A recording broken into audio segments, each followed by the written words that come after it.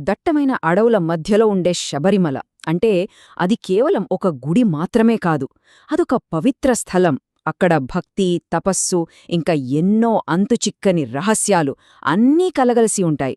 మరిక్కడి దైవమెవరో తెలుసుకదా? అయ్యప్ప స్వామి. ఆయన ప్రత్యేకతేంటంటే ఇద్దరు పురుషదేవుళ్ళు అంటే శివుడు ఇంకా విష్ణువుల కలయికతో పుట్టారన్నమాట. ఇప్పుడు అసలు ఆయన కథే శబరిమలలోని సంప్రదాయాల వెనకున్న రహస్యాలన్నింటినీ మనకు ఎలా వివరిస్తుందో చూద్దాం. సరే, శబరిమల అనగానే మనందరికీ ముందుగా గుర్తొచ్చే ప్రశ్న ఏంటి? బహుశా ఇదే అయి ఉంటుంది. ఇది చాలాసార్లు చర్చకు కూడా వచ్చింది.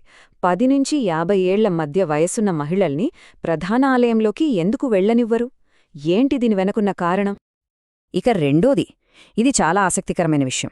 ఈ హిందూ యాత్రలో ఒక అద్భుతమైన మత సామరస్యం దాగి ఉంది.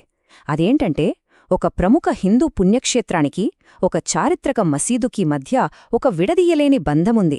అదెలా సాధ్యమైంది? ఇక చివరిగా మూడో ప్రశ్న. అసలు భక్తులంతా యాత్రకు బయల్దేరే ముందు 41 రోజులపాటు అంత కఠినమైన దీక్ష ఎందుకు చెయ్యాలి? చూశారా ఈ 3 ప్రశ్నలు? వీటన్నిటికీ సమాధానం ఒకే ఒక్క పురాణగాథలో దాగి ఉంది. మరింకెందుకు ఆలస్యం, ఆ కథేంతో తెలుసుకుందాం రండి. రైట్, ఈ శబరిమల రహస్యాల వెనుకున్న కథ రాక్షసులు, దేవతలు, ఇంకా ఎవ్వరూ ఛేదించలేరు అనుకున్న కొన్ని వరాలతో మొదలవుతుంది. కథ మొదలయ్యేది మహిషాసురుడు అనే రాక్షసుడితో. అతనికి ఆడవాళ్లంటే చాలా చులకన భావం. అందుకే ఓ స్త్రీ చేతిలో తప్ప తనకు మరణం ఉండకూడదని వరం తెచ్చుకున్నాడు. కాని పాపం అతను ఊహించలేదు, దుర్గాదేవి వచ్చి అతన్ని సంహరించింది. దీంతో ప్రతీకారంతో రగిలిపోయిన వాడి సోదరి మహిషి ఈసారి ఇంకా తెలివైన వరం కోరుకుంది. ఏంటంటే శివుడు, విష్ణువు ఈ ఇద్దరు మగదేవుళ్లకి పుట్టే కొడుకు చేతిలోనే తనకు చావు రావాలి అని. ఎందుకంటే అలాంటిది అస్సలు అసాధ్యమని ఆమె గట్టి నమ్మకం అన్నమాట. ఇప్పుడు చూడండి, మహిషి కోరుకున్న ఈ అసాధ్యమైన వరాన్ని నిజం చేసి ఆమెను అంతం చెయ్యాలంటే కొన్ని దైవిక సంఘటనలు జరగాలి. దానికోసం కథ భస్మాసురుడు అనే మరో రాక్షసుడి దగ్గరికి వెళుతుంది. భస్మాసురుడికి ఒక వరముంటుంది. వాడు ఎవరి తలమీద చెయ్యి పెడితే వాళ్లు బూడిదైపోతారు. చివరికి శివుడికే ఎసరు పెట్టబోయాడు. అప్పుడు విష్ణువు రంగంలోకి దిగాడు, మోహిని అనే ఒక అందమైన స్త్రీ రూపంలో. తన నాట్యంతో భస్మాసురుడిని మాయచేసి తన చేయి తానే తన తలమీద పెట్టుకునేలా చేసింది. అంతే, వాడు బూడిదైపోయాడు. అయితే ఆ మోహినీ రూపాన్ని చూసి సాక్షాత్తు శివుడే ముగ్ధుడైపోయాడు. అలా వాళ్ళిద్దరి దివ్య కలయికతో మహిషి కోరుకున్నట్టే ఒక బాలుడు జన్మించాడు. మహిషి అసాధ్యమనుకున్న వరాన్ని ఛేదించగల ఏకైక శక్తి పుట్టింది. ఆ బాలుడికే మనం హరిహరపుత్రుడు అని పేరు పెట్టుకున్నాం. హరి అంటే విష్ణువు, హరుడు అంటే శివుడు. వాళ్ళిద్దరి పుత్రుడు కాబట్టి హరిహరపుత్రుడు. ఇక మహిషి అంతం ఖాయం, ఎందుకంటే ఆమెను ఓడించగల ఏకైక వ్యక్తి పుట్టేశాడు. ఇక కథ స్వర్గం నుంచి భూమి మీదకొస్తుంది. ఇక్కడ పందళం రాజ్యాన్ని రాజశేఖరుడు అనే రాజు పాలిస్తున్నాడు. ఆయనకు పిల్లలు లేరు.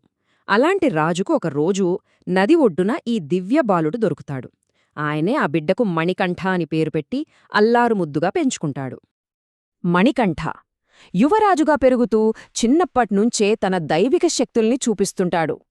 ఇది చూసి అసూయతో రగిలిపోయిన ఓ మంత్రి రాణితో చేతులు కలిపి ఒక కుట్ర పన్నుతాడు. మణికంఠను ఎలాగైనా సింహాసనానికి దూరం చెయ్యాలని, చంపేయాలనే దురుద్దేశంతో పులిపాలు తీసుకురావాలనే ఒక అసాధ్యమైన పనిమీద అడవికి పంపిస్తారు. కాని వాళ్ల కుట్రే మణికంఠను తన అసలైన విధివైపు నడిపించింది. ఇక్కడినుంచే కథ అసలైన మలుపు తీసుకుంటుంది, క్లైమాక్స్కి చేరుకుంటుంది. ఆ అడవిలోనే మణికంఠ తన జన్మ రహస్యాన్ని, తన విధిని ఎదుర్కొన్నాడు. అళుదా నది ఒడ్డున రాక్షసి మహిషితో భీకరమైన యుద్ధం జరిగింది. చివరికి మణికంఠ ఆమెను ఓడించాడు. తన అవతార లక్ష్యాన్ని నెరవేర్చాడు. దైవ సంకల్పం అలా నెరవేరింది. అయితే ఇక్కడే కథలో అసలైన ట్విస్ట్ ఉంది. మహిషి చనిపోగానే ఆమెకున్న శాపం తొలగిపోయింది. ఆమె మాలికాపురత్తమ్మ అనే ఒక అందమైన దేవతగా మారిపోయింది.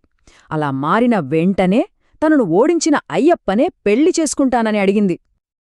కాని అప్పటికే అయ్యప్ప శాశ్వత బ్రహ్మచర్యం పాటిస్తానని దీక్ష తీసుకున్నాడు.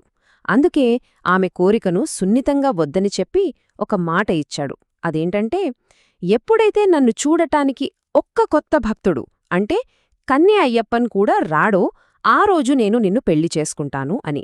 చూశారా, ఈ ఒక్క వాగ్దానమే శబరిమలలోని ఒక అతి ముఖ్యమైన సంప్రదాయానికి కారణమైంది. అందుకే ఇప్పటికీ మాలికాపురత్తమ్మ అమ్మవారు అయ్యప్ప ఆలయం దగ్గర్లోనే ఉండి ఆ రోజు కోసం ఎదురుచూస్తోందని భక్తుల ప్రగాఢ విశ్వాసం. ఇక అడవిలో తన పని పూర్తి చేసుకున్న మణికంఠ పులిమీద స్వారీ చేస్తూ రాజభవనానికి తిరిగొస్తాడు. తన దైవత్వాన్ని అందరికీ తెలియచేసి తన కోసం కట్టబోయే ఆలయానికి యాత్ర ఎలా చెయ్యాలో, ఏ నియమాలు పాటించాలో రాజుకు వివరిస్తాడు. ఇప్పుడు అర్థమైందా మనం మొదట అడిగిన ప్రశ్నలన్నింటికీ సమాధానాలు ఈ కథలోనే ఎలా ఉన్నాయో? అయ్యప్ప బ్రహ్మచర్య దీక్ష వల్లే స్త్రీల ప్రవేశం విషయంలో ఆ నియమం వచ్చింది. ఇక వావర్ అనే సూఫీ సాధువుతో ఆయనకున్న స్నేహం వల్లే యాత్రలో మసీదును సందర్శించడం ఒక ఆచారంగా మారింది. చివరిగా అయ్యప్ప చూపిన పవిత్రమైన మార్గమే భక్తులు పాటించే ఆ 41 రోజుల కఠిన దీక్షకు కారణం. అయ్యప్ప స్వామి చెప్పిన ఈ 41 రోజుల దీక్ష కేవలం కొన్ని నియమాలను పాటించడం కాదు, అదొక ఆధ్యాత్మిక ప్రయాణం. బ్రహ్మచర్యం, సాత్విక ఆహారం, కోపాన్ని అదుపులో పెట్టుకోవడం, ఇలా అన్నింటి ద్వారా భక్తులు తమ శరీరాన్ని, మనసుని, ఆత్మని యాత్ర కోసం పవిత్రంగా మార్చుకుంటారన్నమాట. మరి వావర్ స్వామి ఎవరు? ఆయనే అయ్యప్పకు అత్యంత ప్రియమైన స్నేహితుడు, గొప్ప భక్తుడు. ఆయనొక సూఫీ యోగి. వాళ్ళిద్దరి స్నేహానికి గుర్తుగా, దానికి గౌరవంగా భక్తులు తమ యాత్రలో భాగంగా ఎరుమేలిలో ఉన్న ఆయన మసీదును తప్పకుండా సందర్శిస్తారు. ఇది మన దేశంలో మత సామరస్యానికి ఇంతకంటే గొప్ప ఉదాహరణ మరొకటుండదేమో. సో చివరిగా మనం అర్థం చేసుకోవాల్సిందేంటంటే, శబరిమలలో మనం చూసే ప్రతి ఆచారం, ప్రతి సంప్రదాయం వెనుక ఒక బలమైన కారణం ఉంది. అవన్నీ అయ్యప్ప కథలోని కీలక ఘట్టాలకు గుర్తుగా ఏర్పడినవే. అవి కేవలం నియమాలు కావు, ఒక గొప్ప దైవిక కథకు సజీవ రూపాలు. ఇదంతా విన్న తర్వాత ఒక ప్రశ్న తలెత్తుతుంది.